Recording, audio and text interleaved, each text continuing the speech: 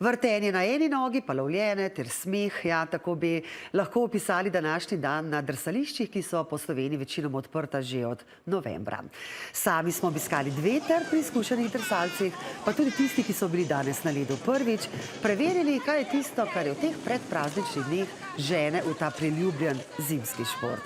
Danica Jovanovič. Najprej priprave, že čez nekaj sekund pa led, drsalke, glasba in različni triki. Na drsališčih v Ljubljani in Medvodah se je danes zbralo kar nekaj ljudi, večinoma družine z otroki. Res čudovito. Otrok uživa, kaj naj rečem.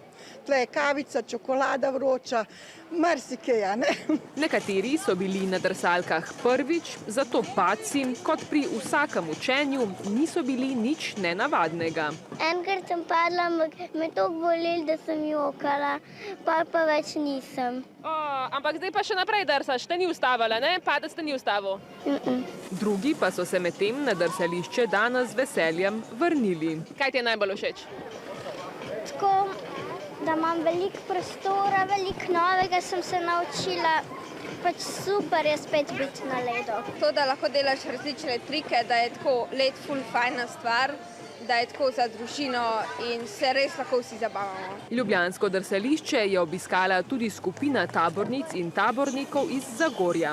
Že 2 uri drsate? Ali pa 1 ura pa pol. Ja, 1 ura pa pol približno. In nič niste zmatrani? Ne. Driftala sva, potem pa une stose se zadela vmes. No, dan na drsališču v Medvodah pa ne mine brez dobre postrežbe. Med najbolj zaželenimi ostaja Absolutno čaj, ker je pretežna populacija, kljub vsemu so otroci, a ne.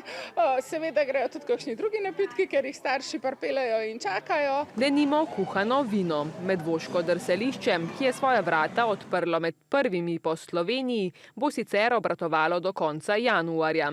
Tudi drugod so večinoma drsališča že odprli, med bolj znanimi je izjema mariborsko, ki bo drsalno sezono začelo 19. decembra.